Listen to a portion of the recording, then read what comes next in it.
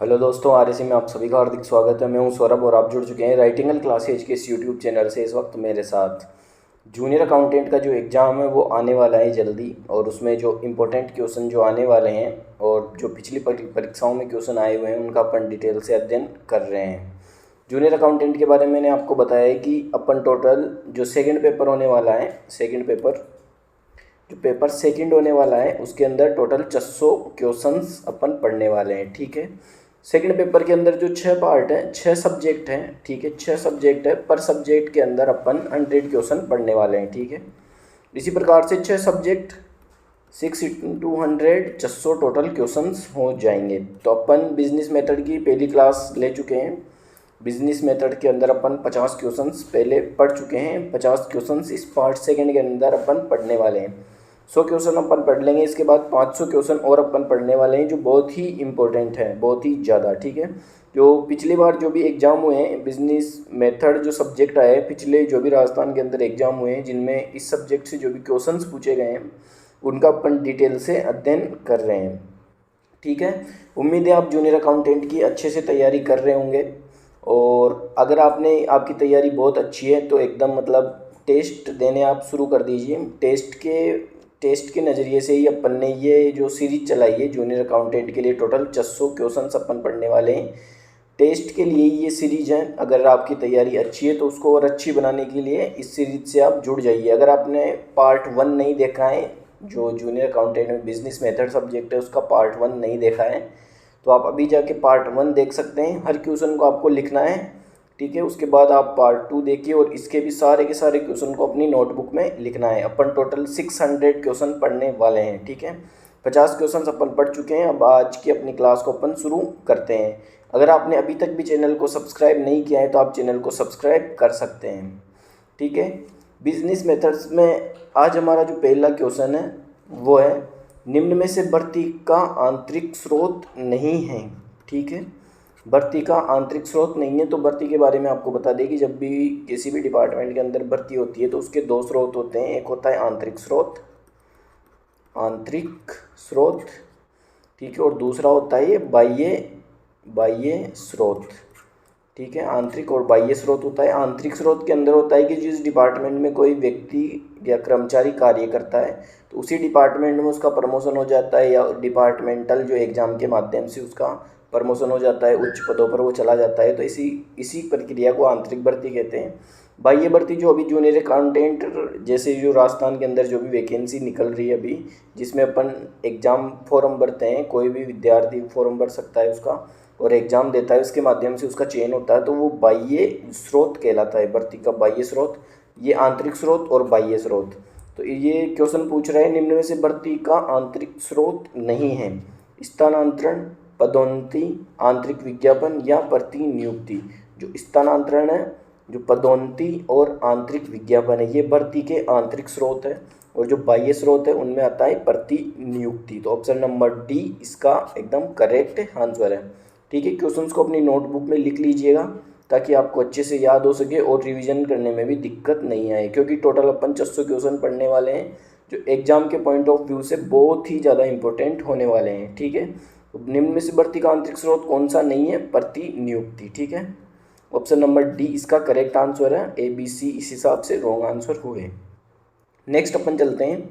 Next question है, इनमें से कौन मानव संसाधन नियोजन की पूर्व आवश्यकता है?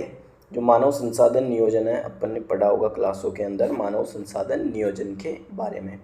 जो क्वेश्चन पूछ रहा है, इनमें से कौन मानव संसाधन नियोजन की पूर्व आवश्यकता है, कि मानव जो संसाधन है उसका किस प्रकार से उपयोग करना है, इसके लिए अपन को किस चीज़ की पूर्व आवश्यकता होती है। ऑप्शन नंबर ए में है समय, धन और साधन, बी में है चयन में सहायक, सी है कानूनों में परिवर्तन, या डी है मानव संसाधन के अपते पर नियंत्रण। जो मानव संसाधन नियोजन है इसकी जो भी पूर्व आवश्यकता होती है वो होती है, एक तो होता है समय, ठीक है, और होता है धन, और होता है साधन। समय, धन और साधन, समय भी होना चाहिए, पैसा भी होना चाहिए, मनी होनी चाहिए, और संसाधन जो भी है वो अपने पास होने चाहिए। यही मानव संसाधन नियोजन की पूर्व आवश्यकता होती है। इसका सही आंसर है ऑप्शन नंबर ए। ठीक है, कॉपी में लिख लीजिए, इनमें से कौन मानव संसाधन नियोजन की पूर्व आवश्यकता है? समय, धन और साधन। चारों ऑप्शन लिखने की कोई ज़रूरत नहीं है आपको, आप बस क्वेश्चन लिखिए और उसका डायरेक्ट आंसर लिखिए, समय, धन और साधन। नेक्स्ट अपन देखते हैं क्वेश्चन है अभ्यर्थियों की बड़ी संख्या को कम कर छोटे समूह में विभाजित करने की प्रक्रिया कहलाती है। जब अभ्यर्थियों की बड़ी संख्या होती है, जब भी गवर्नमेंट कोई एडवर्टाइजमेंट निकालती है, भर्ती के लिए विज्ञापन निकालती है, तो वो विज्ञापन निकाल के बहुत सारे व्यक्ति उसके अंदर फॉर्म भरते हैं, बहुत सारे विद्यार्थी होते हैं फॉर्म भरते हैं, उस प्रक्रिया को भर्ती कहते हैं। और भर्ती जब बहुत सारे विद्यार्थियों में से उनकी संख्या कम कर ली जाती है और पर्टिकुलर किसी जॉब के लिए कुछ कैंडिडेट सेलेक्ट किए जाते हैं, तो उस प्रक्रिया के बारे में पूछ रहा है कि उस प्रक्रिया को क्या कहते हैं। अभ्यर्थियों की बड़ी संख्या को कम कर छोटे समूह में विभाजित करने की प्रक्रिया कहलाती है। तो ये छोटे समूह में उन्हें विभाजित करने की प्रक्रिया है वो कहलाती है चयन। ठीक है, भर्ती एक बड़ी प्रक्रिया होती है, जबकि चयन में सेलेक्टेड जो कैंडिडेट होते हैं वो होते हैं उनका सिलेक्शन हो चुका होता है। तो इसका सही आंसर है ऑप्शन नंबर ए, चयन। चयन के बाद उनका प्रशिक्षण किया जाता है। ठीक है, और भर्ती होती है वो चयन से पूर्व में जो प्रक्रिया होती है वो भर्ती होती है। नेक्स्ट है संगठन में पदों हेतु आवेदन करने के लिए आमंत्रित करने की प्रक्रिया कहलाती है। जो कोई भी संगठन हो उसमें जो रिक्त पद होते हैं उनमें आवेदन के लिए आमंत्रित करने की प्रक्रिया क्या कहलाती है? क्वेश्चन ये पूछ रहा है अपन को। चयन, ऑप्शन नंबर बी भर्ती, सी प्रशिक्षण या डी परिचयन करना। अभी आपको मैंने बताया कि जो शुरू के अंदर एडवर्टाइजमेंट निकलता है, विज्ञापन निकलता है, उसके बाद जो गवर्नमेंट होती है वो कैंडिडेट को इनवाइट करती है कि आप इस भर्ती के लिए आइए और आवेदन करिए। तो इस जो प्रक्रिया कहलाती है उसे कहते हैं भर्ती। ठीक है, भर्ती के बाद की जो प्रक्रिया होती है वो होता है चयन। ठीक है, चयन के बाद प्रशिक्षण होता है। तो ऑप्शन इस हिसाब से इसका सही आंसर क्या हुआ? ऑप्शन नंबर बी भर्ती।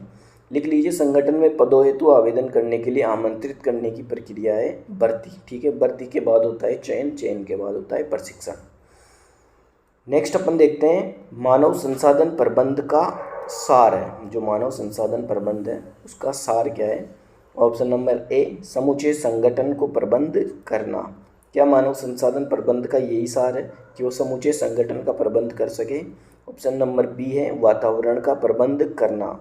क्या ये सही है? या ऑप्शन नंबर सी व्यक्तियों एवं समुदायों का प्रबंध करना, या ऑप्शन नंबर डी व्यक्तियों का प्रबंध करना।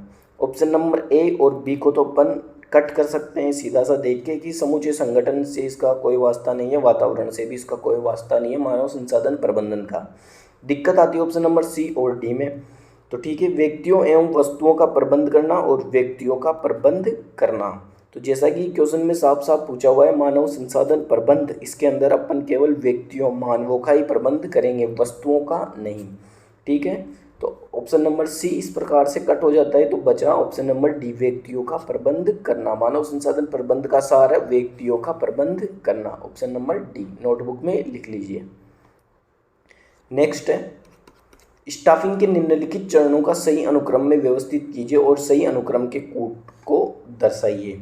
ठीक है, यूजीसी नेट एग्जाम 2018 है उसमें पूछा गया है। ठीक है, स्टाफिंग के निम्नलिखित चरणों को सही अनुक्रम में व्यवस्थित कीजिए और सही अनुक्रम के कूट को दर्शाइए।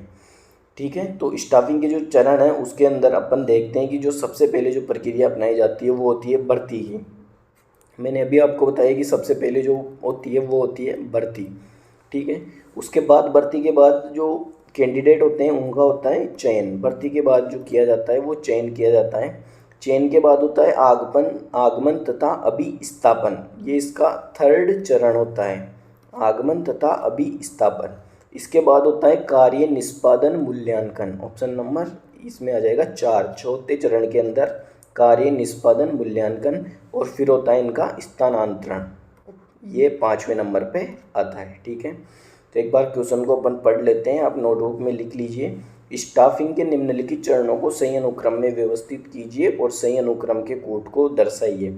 सबसे पहले होती है भर्ती, फिर होता है चयन, फिर होता है आगमन तथा अभिस्थापन, फिर इसके बाद कार्य निष्पादन मूल्यांकन, जो कार्य किया है उसका मूल्यांकन होता है, फिर होता है स्थानांतरण। इस हिसाब से अपना जो कूट बनता है वो बनता है, मतलब बी पहले आएगा, बी फिर डी फिर ई फिर ए और फिर सी। मैंने यहाँ पे लिख दिया है नंबर इनके आगे 1 2 3 4 और 5। इस हिसाब से आपको ये सेट कर लेना है और अच्छे से याद कर लेना है।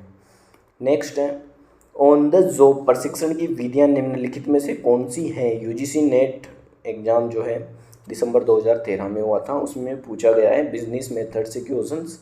अपन ने पहले ही बात कर ली है कि जो बिजनेस मेथड से जो भी पूर्व एग्ज़ाम हो चुके हैं राजस्थान के अंदर, किसी भी तरीके का कोई भी एग्ज़ाम हुआ हो, उनमें जो भी इंपॉर्टेंट क्वेश्चन पूछे गए हैं उनका अपन डिटेल से अध्ययन कर रहे हैं। ठीक है, क्योंकि वही क्वेश्चन है जो घूम फिर कर जूनियर अकाउंटेंट एग्जाम में आने वाले हैं, इसलिए अपन उनका डिटेल से अध्ययन कर रहे हैं। तो क्वेश्चन है, ऑन द जॉब प्रशिक्षण की विधियाँ निम्नलिखित में से कौन सी है। ऑन द जॉब जो प्रशिक्षण की विधियाँ हैं वो है कोचिंग, एकदम सही है। प्रदर्शन, ये भी एकदम सही है। रोल प्लेइंग, ये भी सही है। प्रशिक्षुता प्रशिक्षण, ये भी एकदम सही है।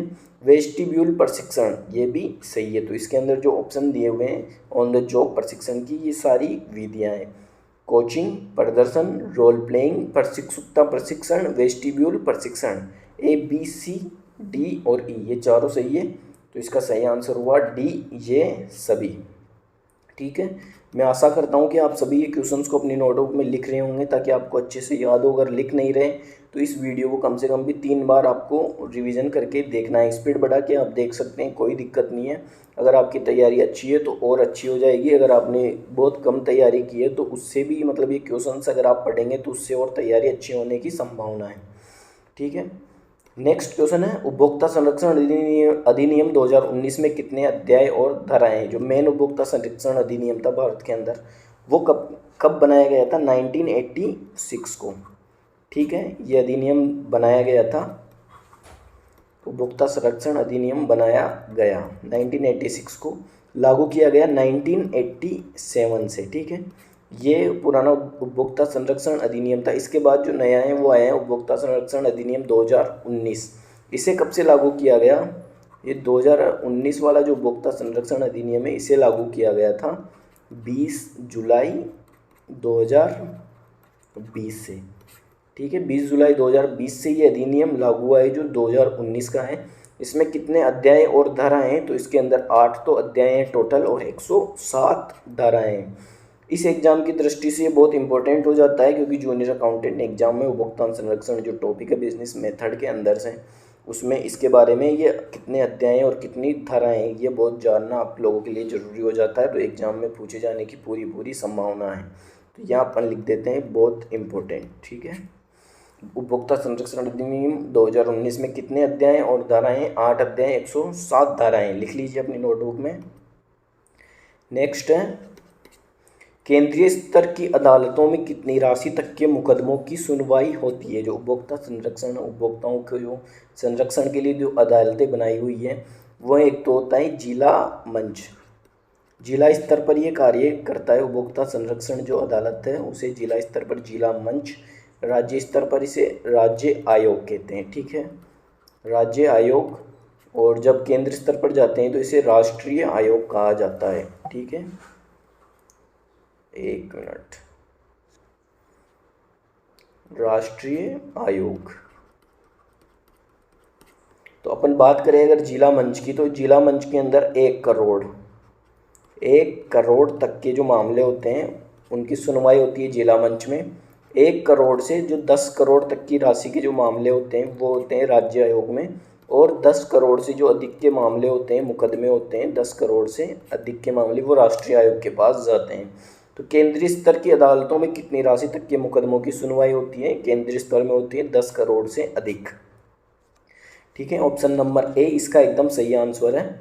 नेक्स्ट अपन चलते हैं नेक्स्ट क्वेश्चन की ओर। विश्व उपभोक्ता दिवस 2023 की थीम क्या है। तो विश्व उपभोक्ता दिवस की अपन बात करें तो कब मनाया जाता है, विश्व उपभोक्ता दिवस 15 मार्च को। और अगर राष्ट्रीय उपभोक्ता दिवस की बात करें, यहाँ लिख देते हैं अपन राष्ट्रीय उपभोक्ता दिवस। एक बार कमेंट करिए आपकी कब मनाया जाता है राष्ट्रीय उपभोक्ता दिवस।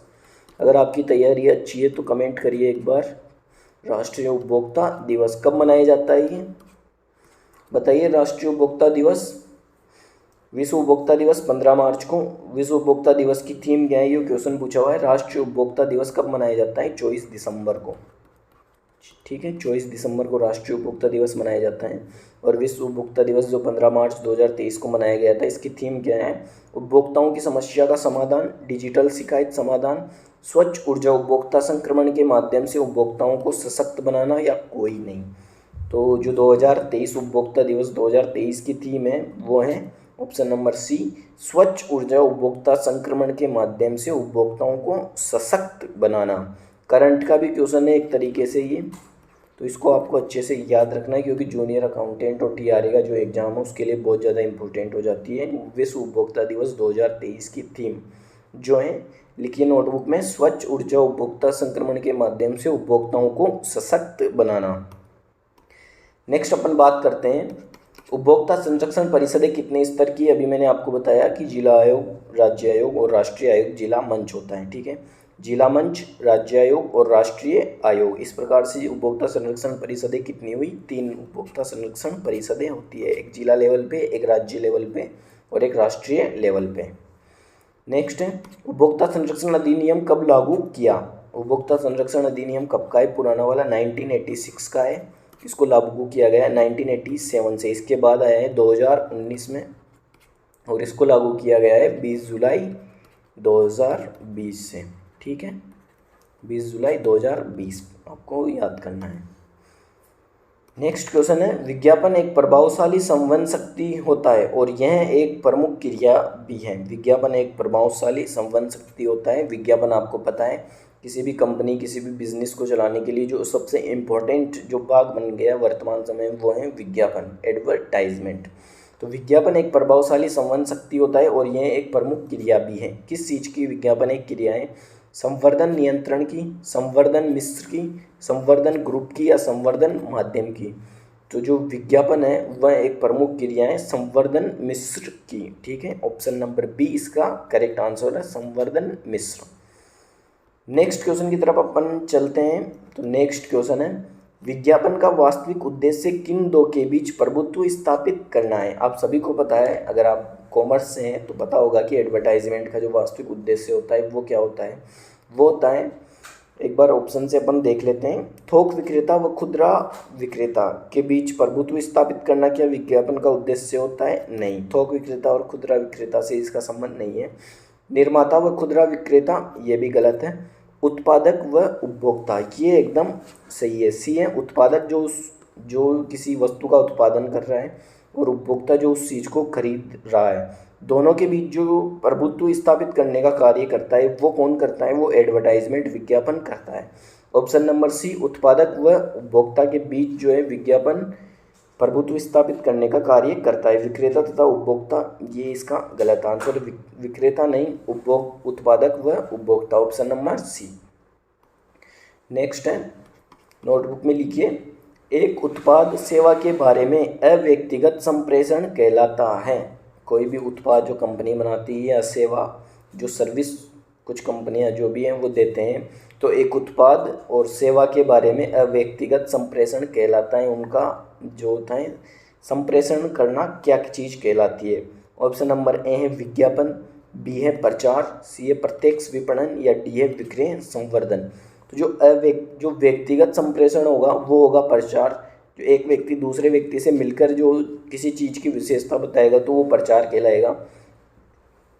जबकि किसी माध्यम से अगर किसी वस्तु का अव्यक्तिगत संप्रेषण, किसी विचार का, सेवा का, उत्पाद का अव्यक्तिगत संप्रेषण किया जाता है तो उसे विज्ञापन कहते हैं, ठीक है। इस विज्ञापन की प्रक्रिया में एक व्यक्ति दूसरे व्यक्ति के पास नहीं जाता है, वो किसी न किसी माध्यम से, जैसे टीवी, रेडियो, आजकल यूट्यूब में एडवर्टाइजमेंट आते हैं, इस तरीके से विज्ञापन करता है। बड़े बड़े होर्डिंग्स लगे होते हैं कहीं पे आप देखते हैं, तो वो सारी विज्ञापन के अंदर ही आता है, अव्यक्तिगत संप्रेषण उसे कहते हैं।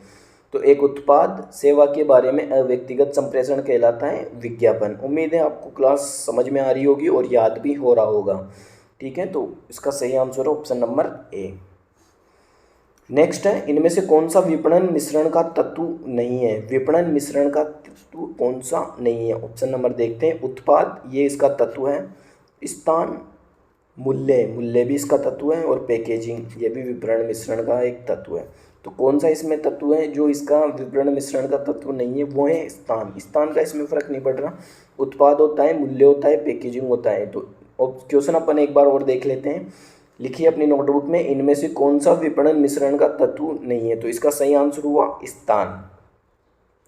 नेक्स्ट अपन देखते हैं, किस प्रकार का मीडिया विज्ञापनदाताओं की उनके उत्पाद विशेष के प्रयोग से होने वाले लाभों को दिखाने में मदद करता है और एक विज्ञापनदाता के संदेश में जीवन और ऊर्जा का संचार कर देता है।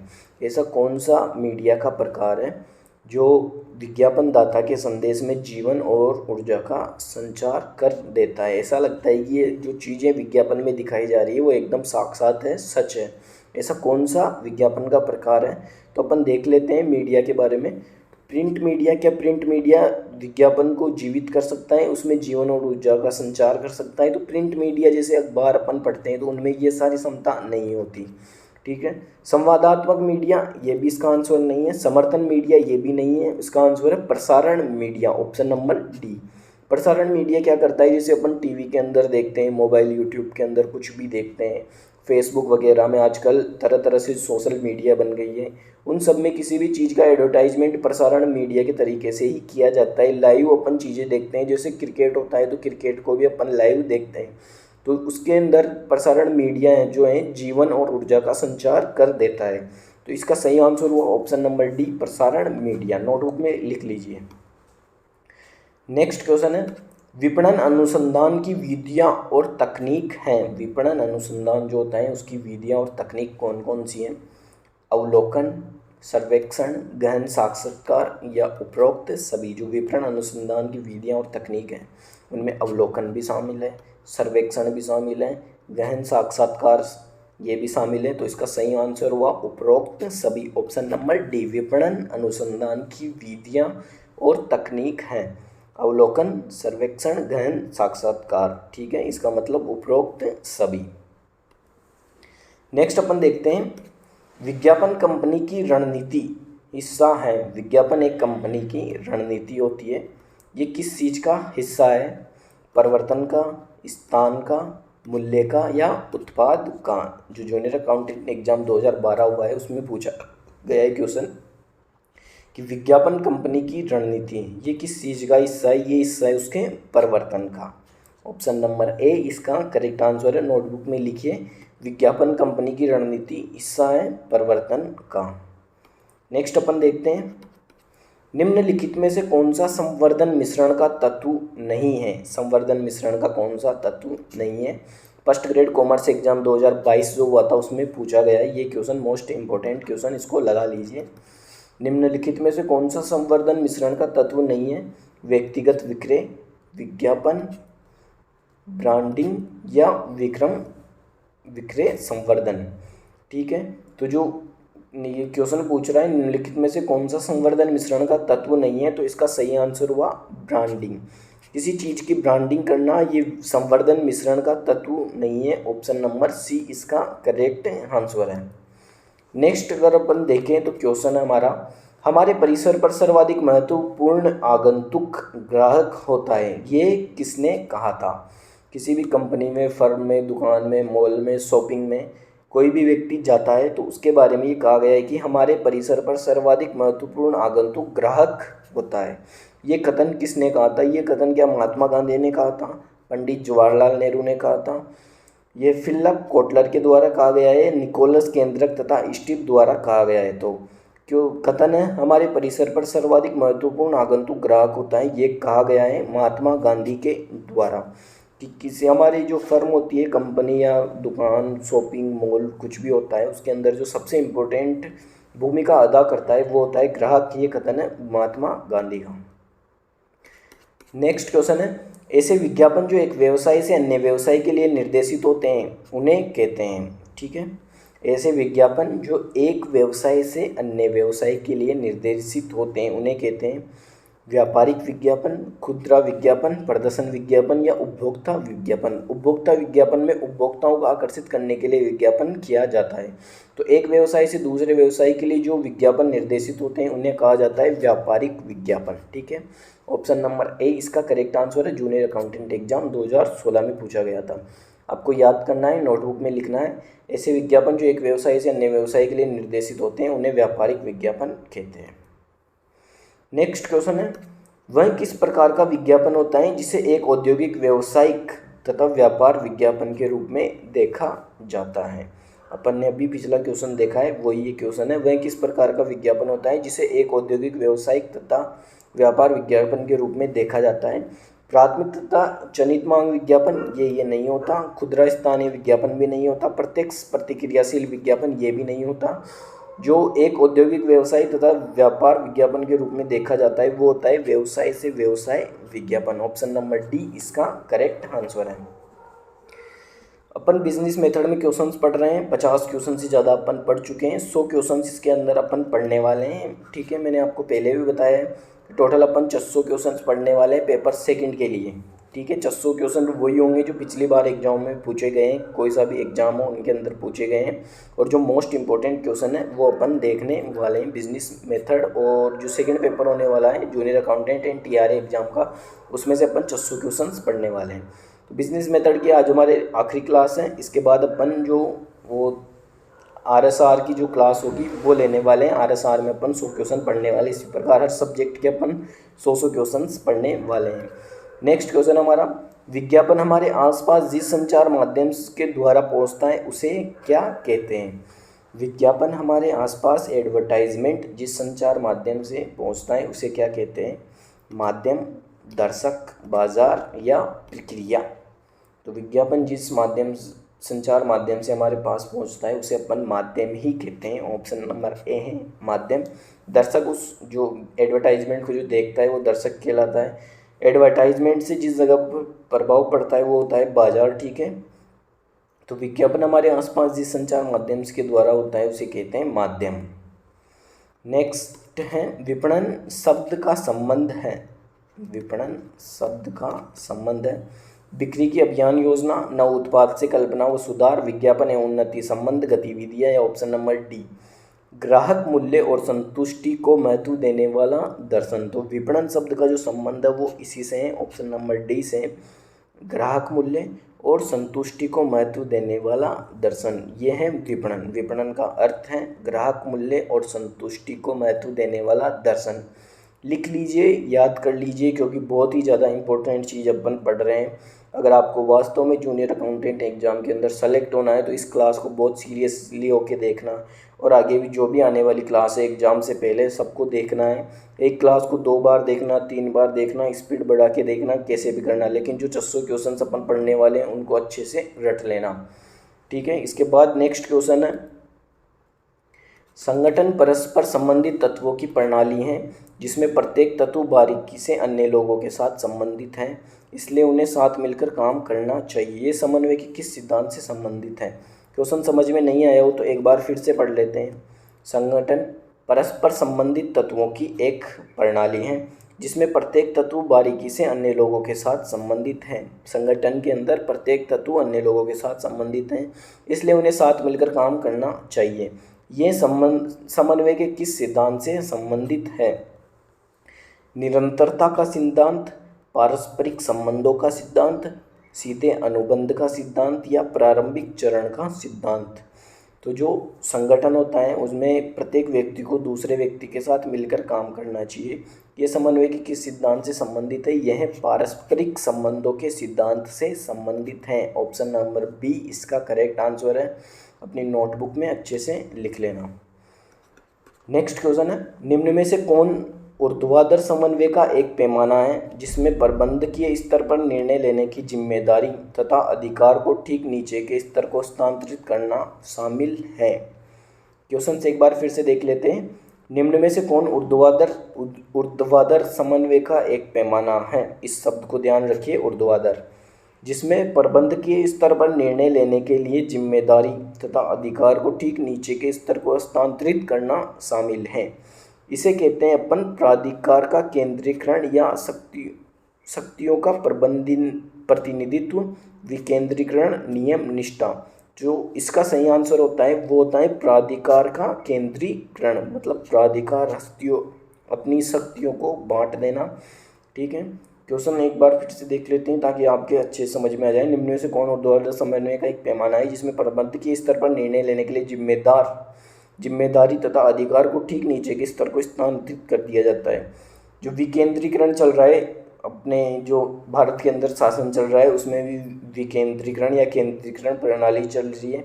इसके अंदर जो ऊपर के अधिकारी या जो बड़े बड़े पदों पर कार्य कर रहे जो नेता होते हैं वो अपनी जो शक्तियाँ होती हैं वो नीचे के स्तर के अधिकारियों को दे देते हैं ताकि वो भी अच्छे से कार्य कर सके। अपने अपने स्तर की अथॉरिटी जो होती है उसे बांट देते हैं अपनी अपनी पावर को। इसी पर ये जो पूरी जो भारत के अंदर जो प्रशासनिक ढांचा है वो विकेंद्रीकरण के सिद्धांत पर ही कार्य कर रहा है।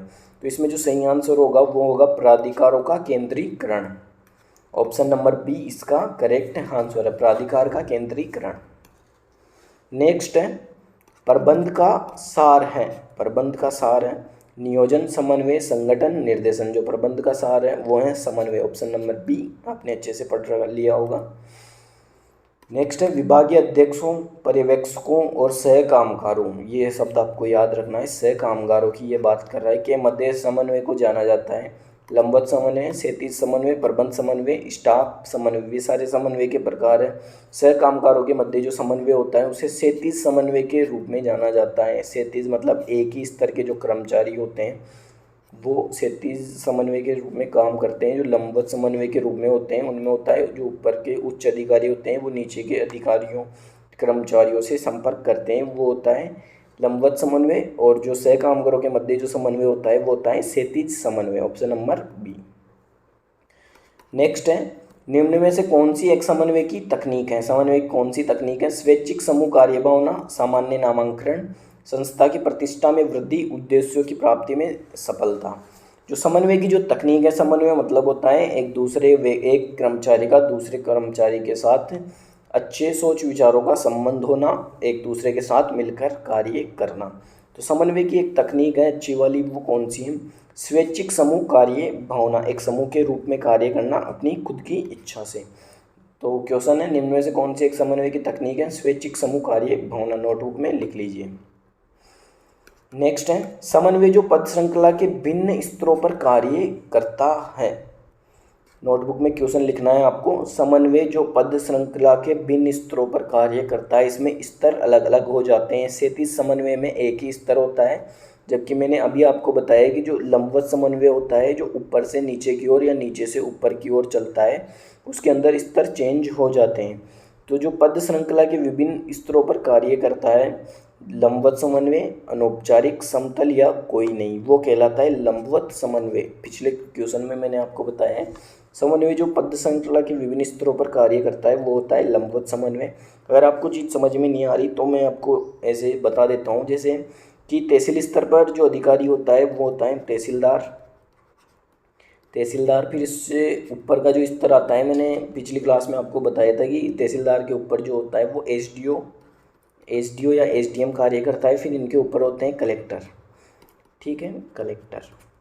तो ये जो क्रम चल रहा है ये लंबवत जो समन्वय है श्रृंखला का, जो समन्वय की श्रृंखला है उसमें लंबवत श्रृंखला के रूप में कार्य कर रहा है। कलेक्टर एसडीओ को आदेश देता है, एसडीओ तहसीलदार को आदेश देता है। ये समन्वय की लंबवत श्रृंखला है। ये तीनों फिर एक साथ समन्वय मिलाकर कुछ भी कार्य करते हैं, ठीक है।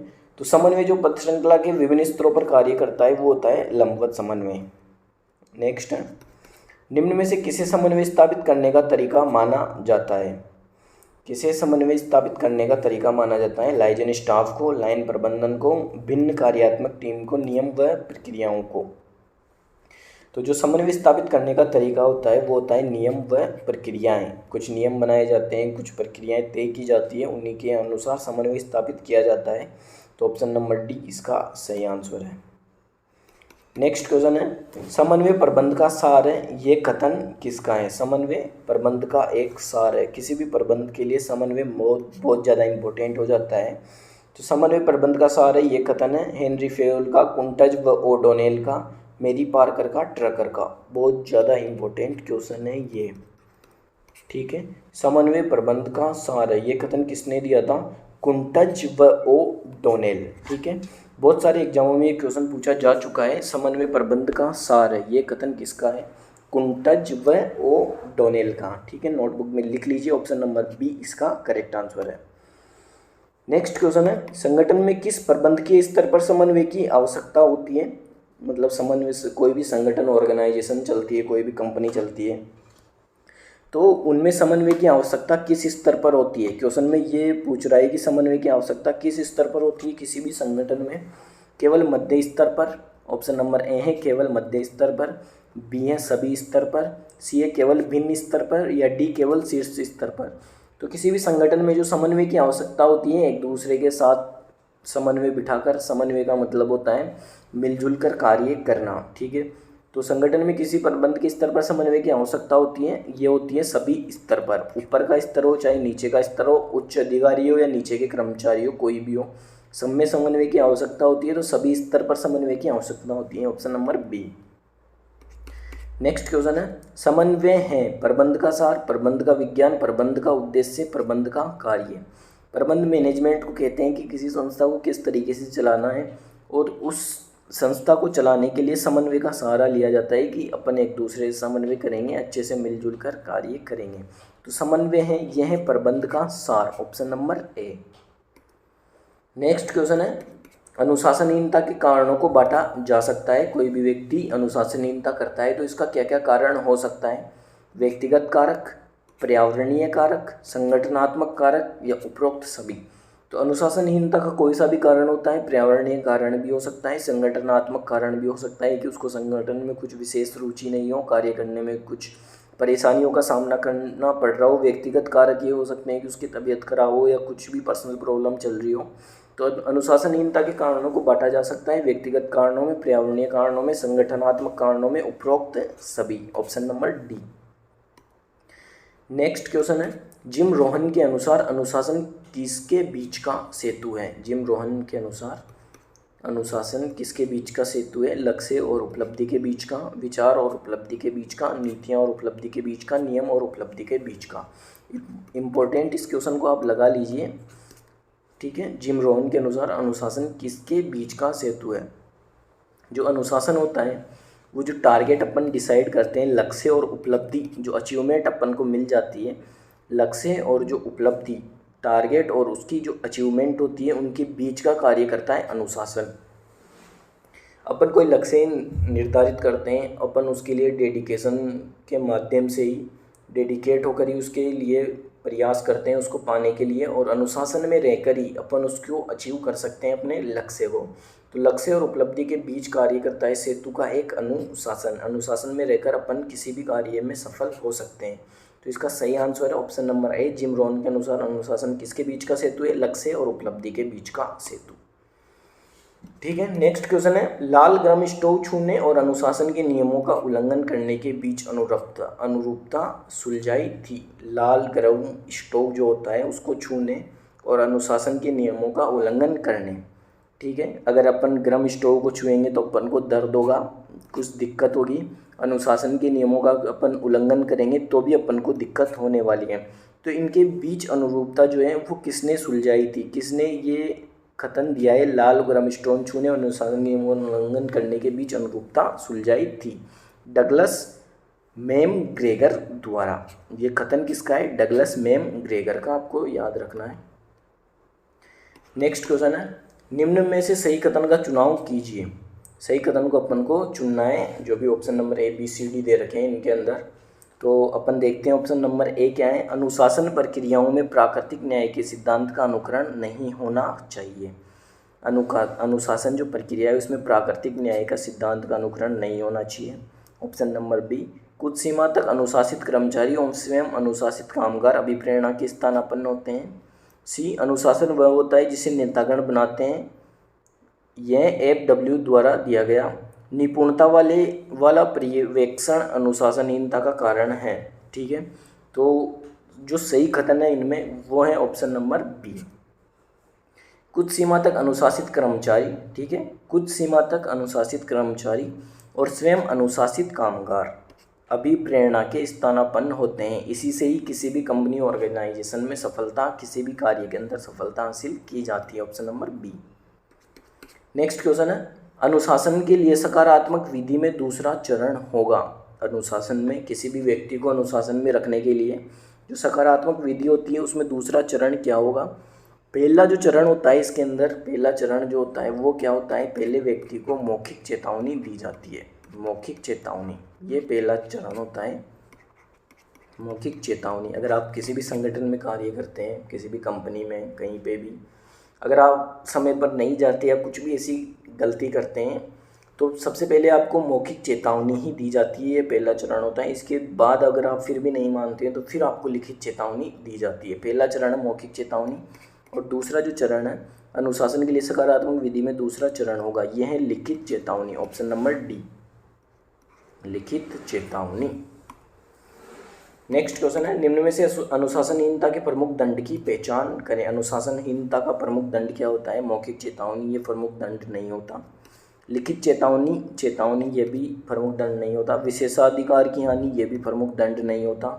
निर्वहन, ऑप्शन नंबर सी, या निर्वहन या निलंबन हो सकता है, ठीक है, निलंबन ये भी हो सकता है। तो इसमें थोड़ा सा कन्फ्यूजन है, तो इसमें जो ऑप्शन नंबर सी है वो फिलहाल के लिए सही आंसर है। अगर कुछ भी अलग होता है तो इसमें आपको बता दिया जाएगा। तो इसके बाद अपन नेक्स्ट पढ़ते हैं, निर्देश की पालना हेतु आदेश लागू करवाना है। निर्देश की पालना हेतु आदेश लागू करवाना क्या कहलाता है।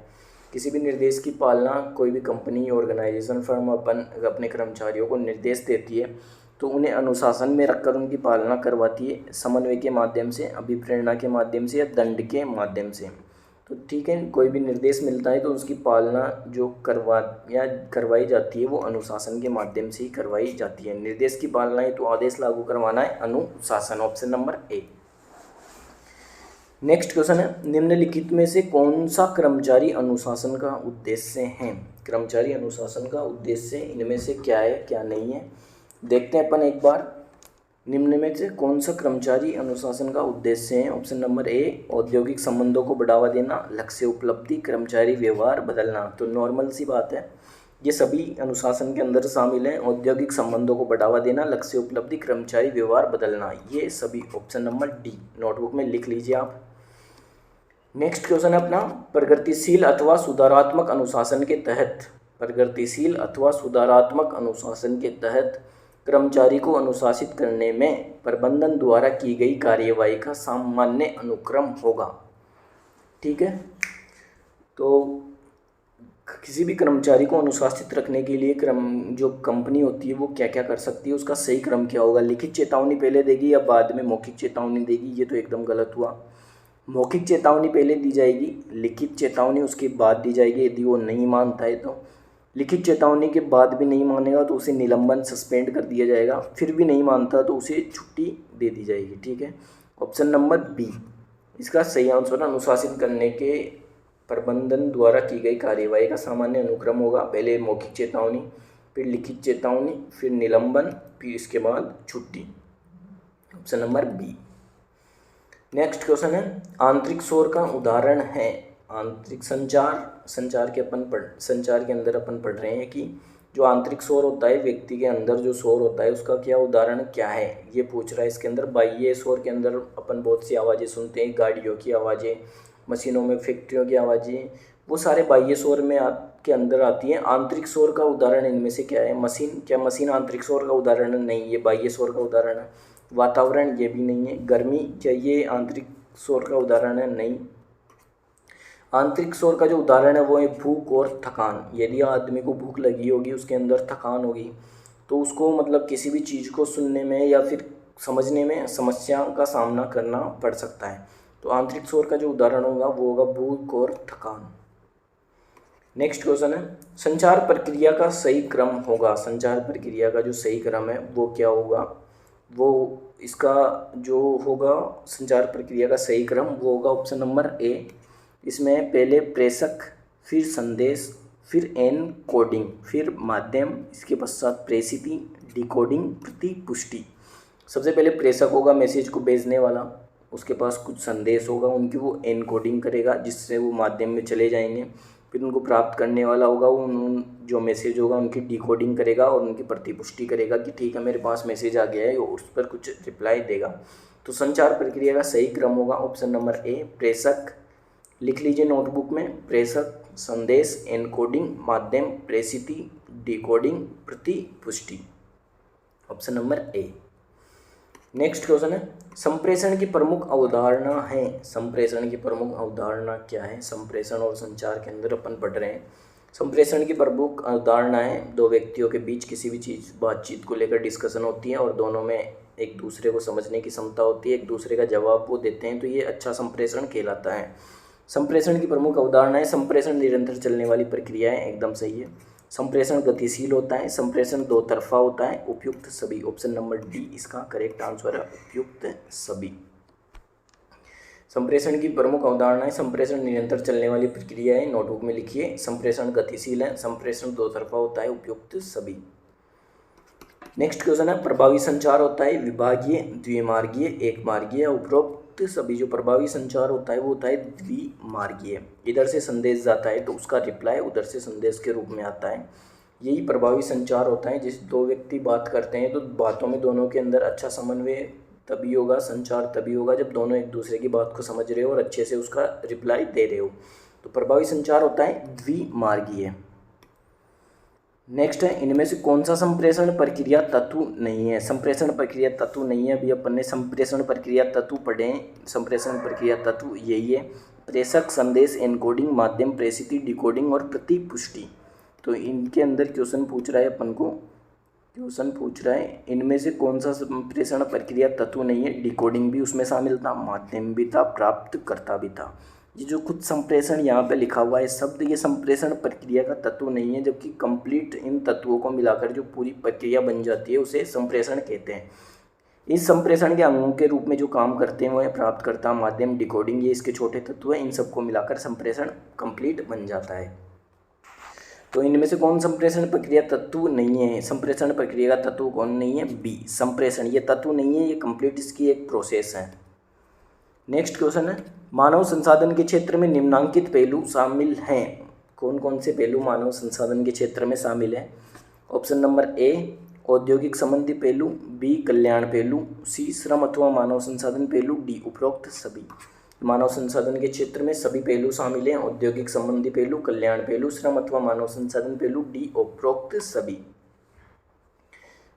नेक्स्ट क्वेश्चन है, निम्न कथन में से सही कथन बताइए। जो दो कथन लिखे हुए हैं इनमें से अपन को सही कथन बताना है।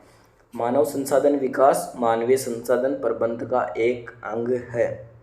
मानवीय संसाधन प्रबंध का एक अंग। क्या मानव संसाधन विकास है? एकदम सही है।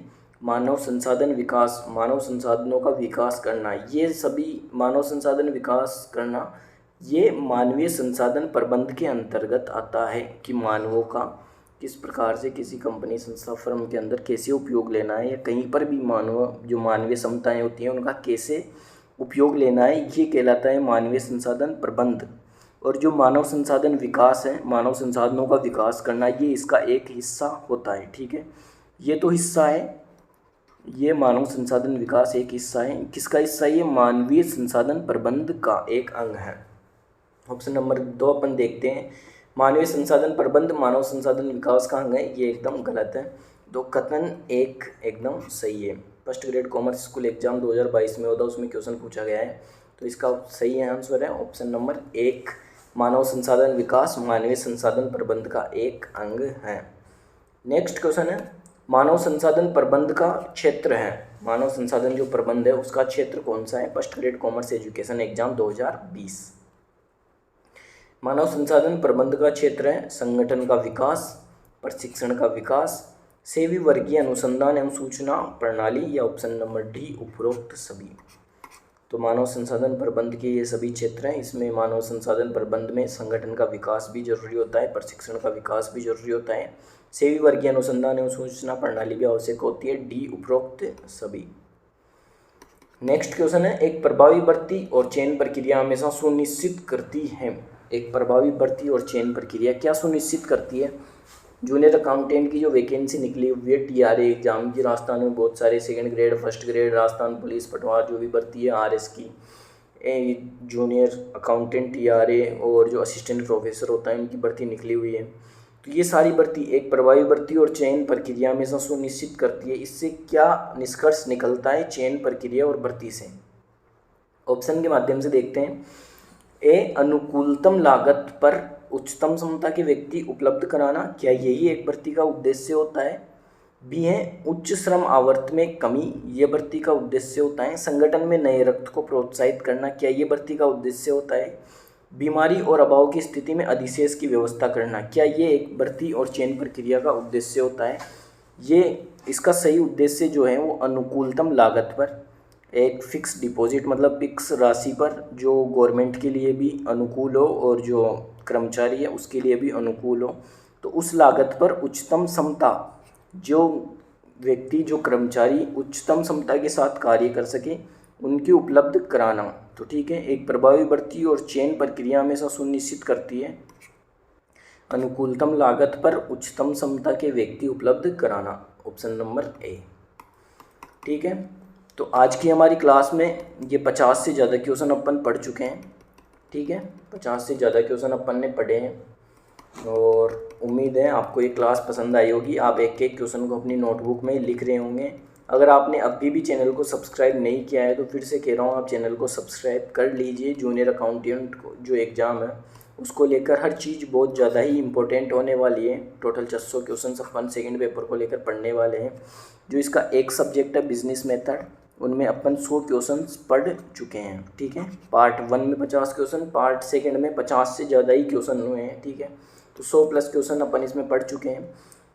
जो पार्ट सेकंड था उसके एक सब्जेक्ट में, फिर सेकंड सब्जेक्ट के ऐसे ही 100 क्वेश्चन पढ़ने वाले हैं, फिर ऐसे ही थर्ड सब्जेक्ट में, फिर ऐसे ही फोर्थ, फिफ्थ और सिक्स्थ सब्जेक्ट के अंदर। ठीक है, तो ऐसे करके अपन टोटल 600 क्वेश्चंस पढ़ने वाले हैं सेकंड पेपर के लिए, जो बहुत ज़्यादा इंपॉर्टेंट क्वेश्चन होने वाले हैं और आपके एग्ज़ाम के लिए बहुत महत्वपूर्ण भूमिका निभाने वाले हैं, क्योंकि सारे क्वेश्चन वही पढ़ेंगे अपन जो पिछली बार एग्ज़ाम में पूछे जा चुके हैं। पिछले जितने भी एग्ज़ाम हुए हैं जूनियर अकाउंटेंट TRA या इन सब्जेक्ट से रिलेटेड जो भी एग्ज़ाम हुए हैं उनमें से अपन इम्पोर्टेंट क्वेश्चन उठा रहे हैं और यहाँ पर उनका डिटेल से अध्ययन कर रहे हैं। ठीक है, तो उम्मीद है आपको आज की ये क्लास पसंद आई होगी। 100 क्वेश्चन अपन पढ़ चुके हैं, 500 क्वेश्चन और पढ़ने वाले हैं। आगे भी जो क्लासें आने वाली हैं उनसे निरंतर जुड़े रहें। चैनल को सब्सक्राइब जरूर करें, अगर अभी तक भी आपने सब्सक्राइब नहीं किया है तो। वीडियो अच्छी लगी हो तो वीडियो को लाइक ज़रूर करें। मिलते हैं नेक्स्ट क्लास में, आज के लिए इतना ही। Thank you. अगर आपको ये PDF चाहिए जो मैंने आपको पढ़ाई है तो हमारे टेलीग्राम चैनल राइटिंगल क्लासेज को ज्वाइन कर सकते हैं। आज के लिए इतना ही, थैंक यू।